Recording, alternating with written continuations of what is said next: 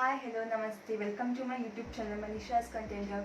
मैं हूं मनीषा और आज मैं सिखाने वाली हूं हिस्ट्री में मैं आज बताऊंगी कि हिस्ट्री नाम किसने रखा था और कब रखा था और कौन कौन से फिलोसोफर ने हिस्ट्री के बारे में क्या क्या बताया था, उसकी डेफिनेशंस क्या है और सिस्टम ऑफ डेटिंग कैसा था उस टाइम पे। जैसे कि मतलब डेट्स कैसे थे, ईयर्स कैसे काउंट करते थे, कैसा था सिस्टम वगैरह वो देखेंगे और भी कई हिस्ट्री में देखेंगे कि क्या क्या था उस टाइम में। बस एकदम स्टार्टिंग में जाएंगे, हिस्ट्री के एकदम स्टार्टिंग में लेके जाऊंगी मैं, ठीक है। बहुत ही ज़्यादा इंटरेस्टिंग होने वाला है आज का सब्जेक्ट, ठीक है। तो ध्यान से देखना और प्लीज़ मेरे साथ आगे बढ़ना, ठीक है। Okay, so let's get started.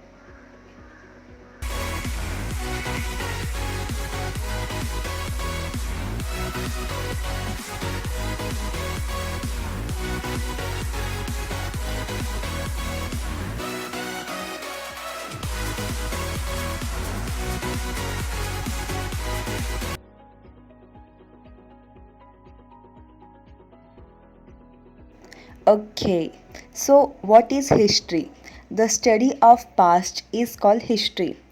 History क्या है कि पहले का जो भी हुआ है वो हम स्टडी करते हैं, उसके बारे में पढ़ते हैं, इसे कहते हैं history. The English word history is derived by the Greek word historia means research inquiry and investigation. ये जो हिस्ट्री शब्द है, ये इंग्लिश वर्ड जो है, ये कहाँ से आया है और इसका क्या मीनिंग है? ये आया है ग्रीक से. ग्रीक में एक वर्ड था हिस्टोरिया करके, उसको हमने अभी इंग्लिश में हिस्ट्री बोला. उसका मतलब क्या है कि हम कुछ रिसर्च कर रहे हैं या कुछ इंक्वायरी कर रहे हैं, इन्वेस्टिगेशन कर रहे हैं. अगर हमको कुछ चाहिए तो हम लोग करते हैं ना इन्वेस्टिगेशन, तो वैसा करते हैं, उसे कहते हैं हम history. The knowledge acquired from the investigation is known as historia. अभी हम लोग इन्वेस्टिगेशन करते हैं, जैसे कि सीआईडी देखते हो सब लोग ना, तो सीआईडी में कैसे मतलब हम लोग जाके इन्वेस्टिगेशन करते हैं. तो इन्वेस्टिगेशन करने के बाद जो इंफॉर्मेशन मिलता है, जो नॉलेज मिलता है, उसे कहते हैं हिस्टोरिया. हिस्टोरिया कहते हैं किस में है? ग्रीक में, ठीक है. तो इंग्लिश में हमने हिस्टोरिया को हिस्ट्री रख दिया, ठीक है बच्चों. ओके, सो अभी हम देखते हैं कि कौन से हिस्टोरियन ने या फिर फिलोसोफर्स ने हिस्ट्री शब्द के बारे में क्या क्या बोला है, क्या क्या डेफिनेशंस दिया है, वो हम देखते हैं, ठीक है. तो पहला यहाँ पे हम देखते हैं हेरोडेटस को. द ग्रीक हिस्टोरियन हेरोडेटस 484 BC से 425 BC was the first real historian of the world. देश के वर्ल्ड के एक पहला हिस्टोरियन, पहला ऐसा आदमी जिसने मतलब ये हिस्ट्री या इन्वेस्टिगेशन इंक्वायरी के बारे में मतलब बताया, तो ये थे हेरोडेटस. इन्होंने पहले बताया है. ये फर्स्ट रियल हिस्टोरियन है हमारे वर्ल्ड का, ठीक है. So he wrote only one book. उन्होंने बस एक ही बुक लिखा था, द हिस्टोरीज, 430 BC में. The Histories describes the background and events of Greco-Persian Wars. हिस्टोरीज करके एक बुक इन्होंने लिखा था. वो उस कौन से बारे में लिखा था उन्होंने, कि जो ग्रीसो पर्शियन वॉर्स थे उसके बारे में इन्होंने लिखा था उस बुक में, वो भी 430 BC को.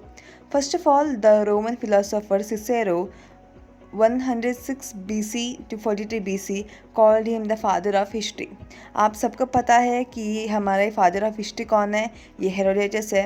सो बहुत पहले इनको फादर ऑफ हिस्ट्री करके बोला किसने था? तो इनको फादर ऑफ हिस्ट्री करके रिनाउन किया था हमारे रोमन फिलोसोफर सिसोरो ने, ठीक है. ओके, सो अभी हम लोग दूसरे हिस्टोरियन को देखेंगे. The German historian Leopold von Ranke 1795 to 1886 AD is known as the father of modern history. पहले हमने क्या देखा था? फादर ऑफ हिस्ट्री कौन थे? कि हेरोडेटस थे. ये कौन है? ये फादर ऑफ मॉडर्न हिस्ट्री, मतलब जो न्यू हिस्ट्री आया है, अभी का हिस्ट्री है, उसके फादर है हमारे जर्मन हिस्टोरियन लियोपोल्ड वन रंक, ठीक है. According to Rang, the task of historian was to describe the past as it actually was. यानी ये क्या कहते हैं कि हिस्ट्री क्या है कि जो पास्ट में हुआ था, जो पहले हुआ था, उसको जैसे है वैसे बताना हिस्ट्री है, ठीक है. अभी देखते हैं हेगल के बारे में. The journal philosopher Hegel 1770 to 1831 AD once said history repeats itself. Hegel ने क्या कहा हिस्ट्री के बारे में कि हिस्ट्री रिपीट होता है, अपने आप को रिपीट करता है हिस्ट्री। हेगल का मानना ये है कि हिस्ट्री अपने आप को रिपीट करता है, ठीक है। तो हेगल ने जैसे कहा, उसके बाद later German economist and philosopher Karl Marx 1880 to 1883 AD extended the line history repeats itself, first has tragedy, second has farce। जैसे उन्होंने हेगल ने कहा वैसे ही कार्ल मार्क्स ने उस लाइन को थोड़ा एक्सटेंड किया और बोला कि हिस्ट्री अपने आप को रिपीट करता है, पहले ट्रेजिडी की तरह फिर फार्स की तरह, ऐसे। ठीक है बच्चों, जैसे हम बोलते हैं ना टिट फॉर टैट, वैसा पहले हमको वो कुछ लाइक बोलेगा या फिर कोई रॉन्ग चीज़ करेगा हमें, फिर एक बार हिस्ट्री वापस रिपीट होगा तो उसके पास वो वैसे ही बुरा होगा। सो ऐसा, ठीक है बच्चों। सो इसीलिए हमें भी अच्छा ही करना चाहिए, अगर हमने अच्छा किया तो हमारे साथ अच्छा ही होगा, ठीक है। So according to British historian E.H. Carr 1892 से 1982 AD ने कहा, history is unending dialogue between past and present. British historian E.H. Carr ने क्या कहा कि जो हिस्ट्री है वो अनएंडिंग डायलॉग है, मतलब हम पास्ट और प्रेजेंट के बारे में कितना भी बात करें ये कभी ख़त्म हो ही नहीं सकता। ये अनएंडिंग डायलॉग है कि मतलब इसमें ये हुआ वो हुआ ये हुआ, मतलब अनएंडिंग डायलॉग, मतलब कुछ ना कुछ तो आती जाएगा कि नहीं नहीं ये भी हुआ था, इस टाइम पे वो भी हुआ था, ऐसा। सो ये unending dialogue between past and present, ठीक है। ओके अभी हम देखेंगे सिस्टम ऑफ डेटिंग। ये मतलब उस टाइम पे उस ज़माने में डेट्स कैसे होते थे ये हम देखेंगे, ठीक है। सो पहला है BC। BC is the acronym of before Christ. This is an English phrase meaning before the birth of Jesus Christ. It is denoted has BC in short. BC को देख के पता चलता है कि बिफोर क्राइस्ट है, इसका मतलब क्या है कि जीसस क्राइस्ट के पैदा होने से पहले कि जो ज़माना था उसे हम BC बोलते थे, मतलब before Christ, but in short हम BC बोलते थे। जैसे for example Gautam Buddha was born in 563 BC and died in 483 BC। मतलब गौतम बुद्ध जो थे ये बिफोर क्राइस्ट, मतलब क्राइस्ट के पैदा होने से पहले ही बॉर्न होके डाइड भी हो गए, ठीक है। तो ये एग्जाम्पल था। अभी आता है AD। AD is the acronym of Anno Domini. This is a Latin phrase meaning in the year of the Lord Jesus Christ. So the year began with the birth of Jesus Christ is known as Anno Domini and it is denoted as AD in short.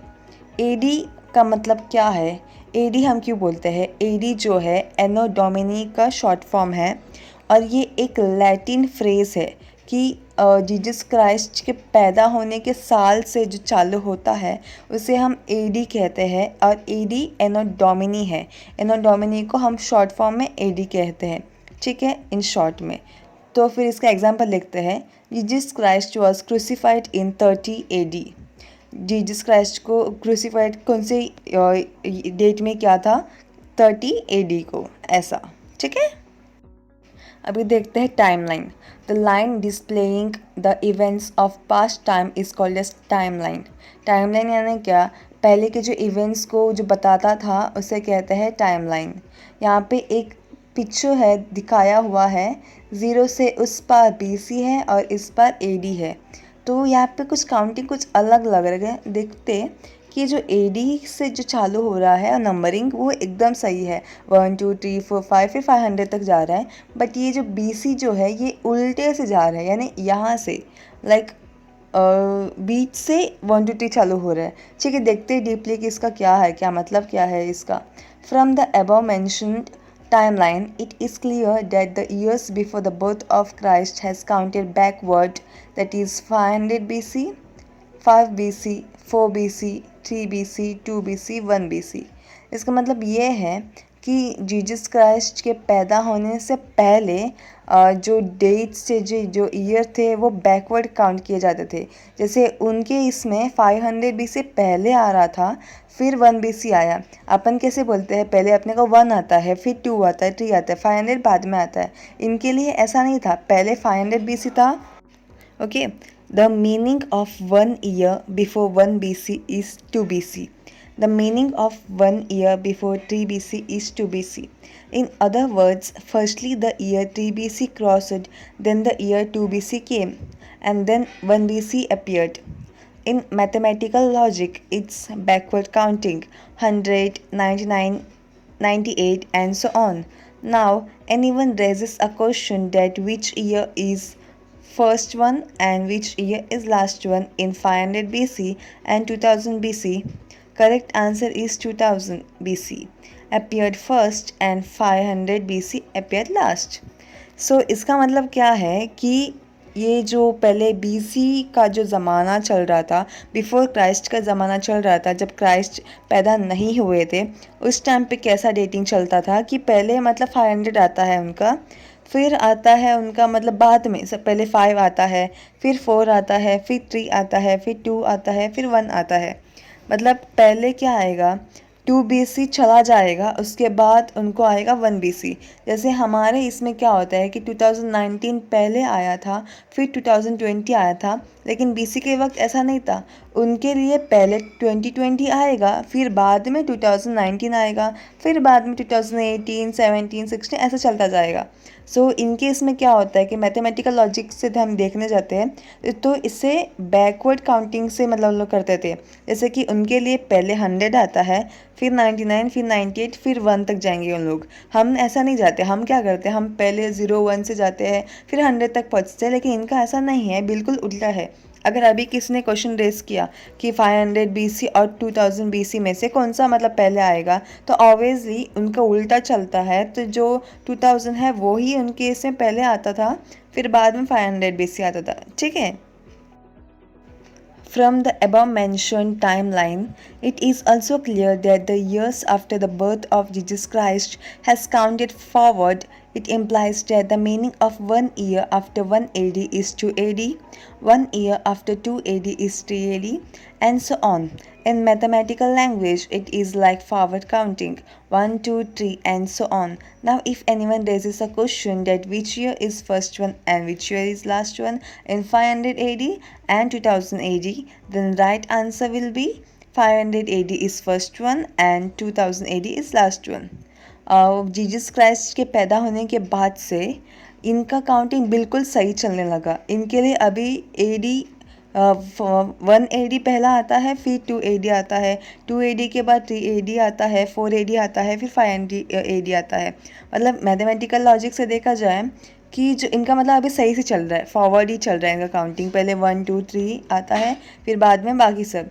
सो क्या है कि अगर कोई race करेगा question कि 500 AD और 2000 AD से कौन सा पहले आएगा, तो इसमें अभी सीरियसली मतलब 500 AD ही आएगा ऑब्वियसली, फिर बाद में 2000 AD आएगा। पहले लोग उल्टा सोचते थे, लेकिन अभी बिल्कुल सीधा हो गए जीसस क्राइस्ट के पैदा होने के बाद। ठीक है। सो यहाँ पे डेकेड को क्या है, डेकेड क्या है, द पीरियड ऑफ 10 ईयर्स। 10 साल होने के बाद, 10 साल जो हो जाता है उसे कहते हैं 1 डेकेड। हम बोलते हैं ना कि एक डेकेड हो गया ऐसा, तो क्या उसको डेकेड का हम यूज़ करेंगे वर्ड कि जब 10 साल हो जाए तब। First half, first 50 years of a century.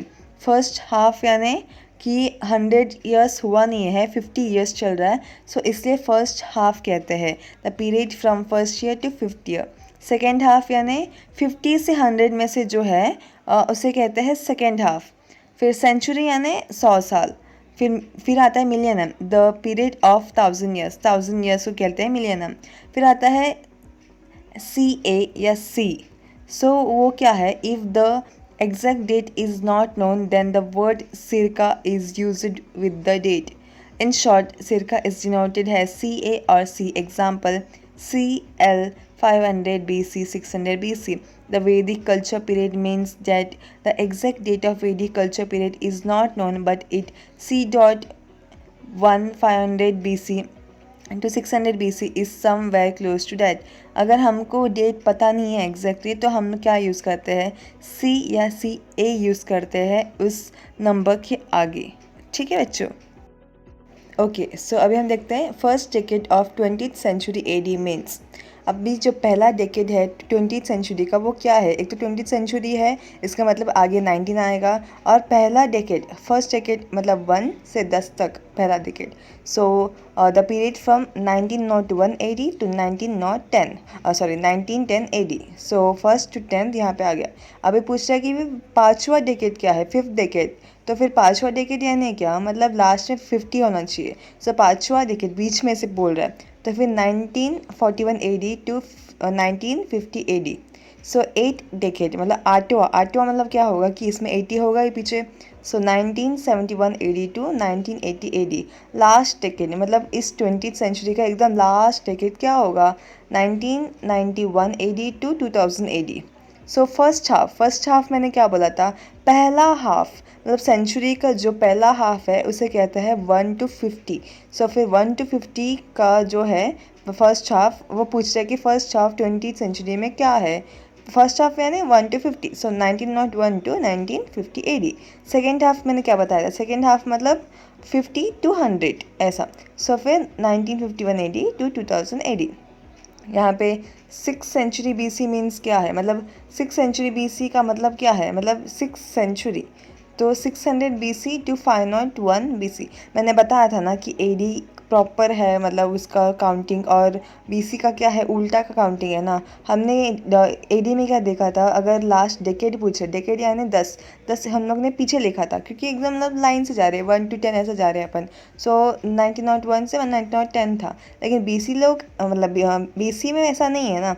सो क्या है कि BC में 6 सेंचुरी पहले मतलब 6 पहले आएगा, 600 BC पहला आएगा, फिर 501 बाद में आएगा। 4th सेंचुरी में भी वैसा ही सेम, 400 BC पहले आएगा, 301 बाद में आएगा। 16th सेंचुरी यानी 1501 AD टू, हाँ ये AD है ना, इसलिए 16 लास्ट में आया और 15 पहला, ये AD है इसलिए 1501 AD to 1600 AD।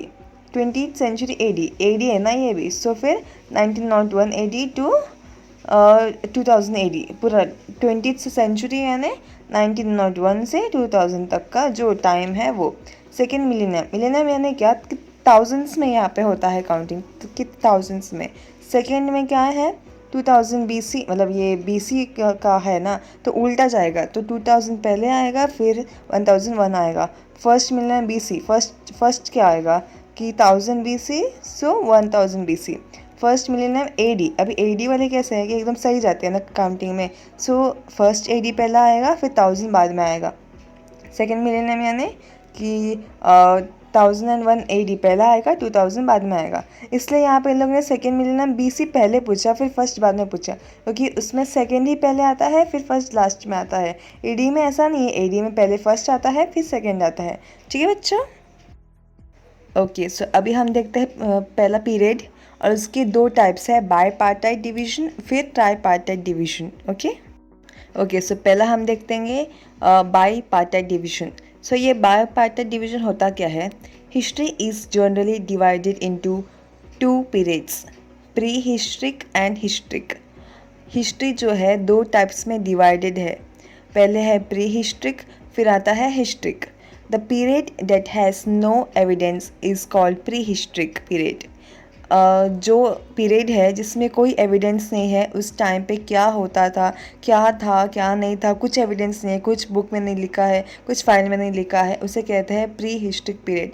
And the period that have written evidence is known as historic period. और जिसमें एविडेंस लिखा है कि उस हिस्ट्री में, उस काल में, उस समय में क्या क्या था, क्या क्या हो रहा था, क्या क्या चल रहा था, सब कुछ एक बुक या फाइल में लिखा हुआ है, उसे कहते हैं हिस्ट्रिक पीरियड।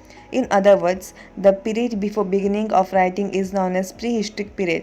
मतलब प्री हिस्ट्रिक पीरियड यानी कि एक टाइम था, एक पीरियड था जब भी हम नहीं लिखते थे, उस टाइम पे क्या था वो नहीं लिखा जाता था, नहीं लिखने होता था, नहीं लिखने आता था, उस टाइम को बोलते हैं प्री हिस्ट्रिक पीरियड। और the period after the beginning of writing is known as historic period. हमें लिखना आता है और हमने लिखा था उस टाइम पे, उसे कहते हैं हिस्ट्रिक पीरियड।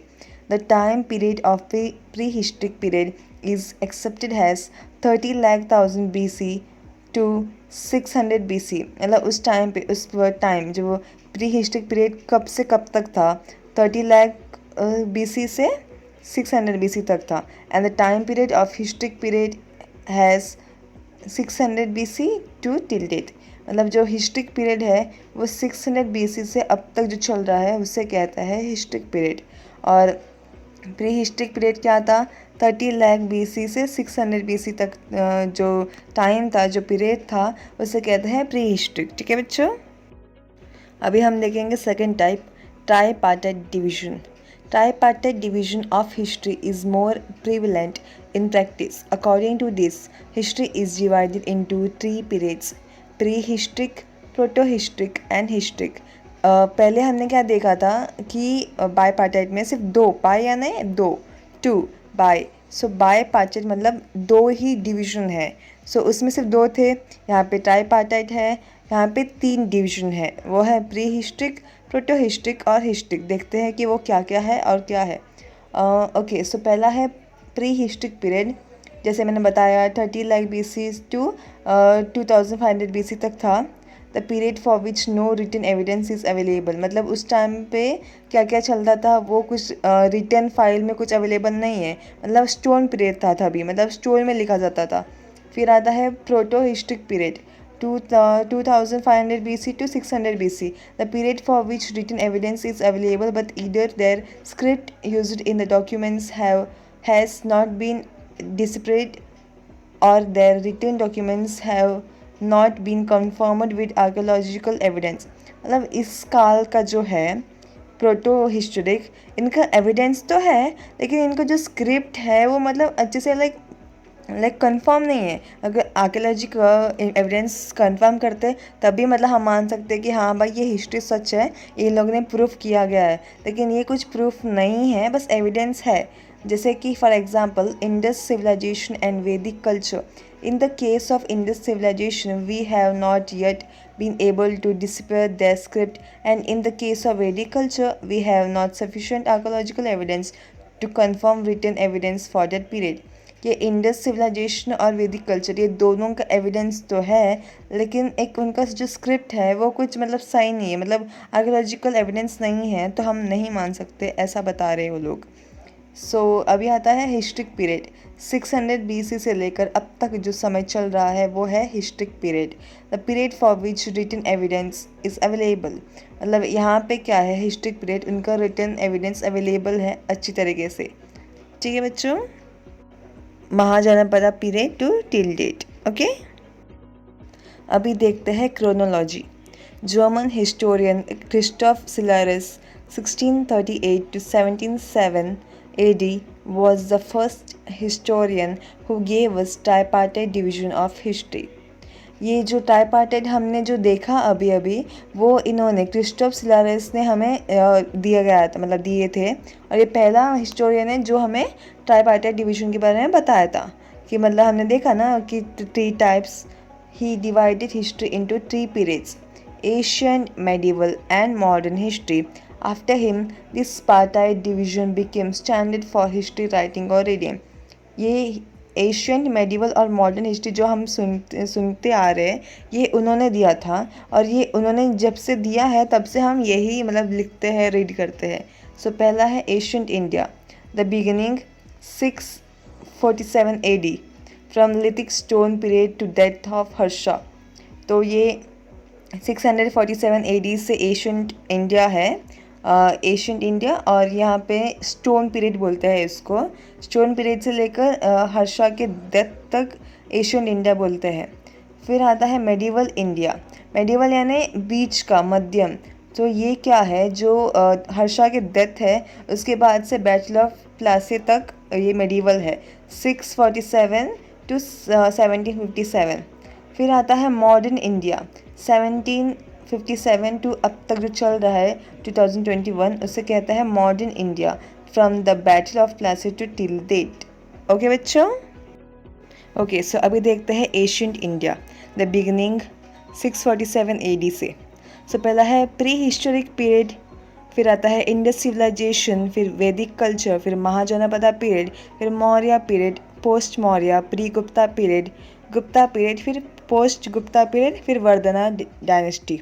ठीक है। सो ये prehistoric period 30 lakh BC to 600 BC तक चला। Indus civilisation 25 1500 BC to 1750 BC तक चला। वैदिक कल्चर 1500 BC टू 600 BC तक चला। Mahajanapada period 600 BC to 322 BC तक चला। फिर अपना ये Maurya period 32 BC to 185 BC तक चला। पोस्ट मौर्य या फिर pre Gupta period, post Maurya है ना ये हो ही रहा था, और ये प्री गुप्ता यानी अभी चालू हो रहा है गुप्ता पीरियड। सो ये 185 BC टू 319 BC तक चला। ओह सॉरी, 185 BC से 319 AD तक चला ये। फिर गुप्ता पीरियड जो है ये 319 AD से 550 AD तक चला। पोस्ट गुप्ता जो पीरियड है ये 550 AD से 647 AD तक चला। वैसे ये जो प्री हिस्टोरिक पीरियड जो हम देख रहे थे, तो वो 3 मतलब हम डिवाइडेड थे। उसमें क्या था कि पहला जो था वो स्टोन पीरियड बोलते थे, दूसरा था कॉपर पीरियड, फिर तीसरा था आयरन पीरियड। ठीक है बच्चों,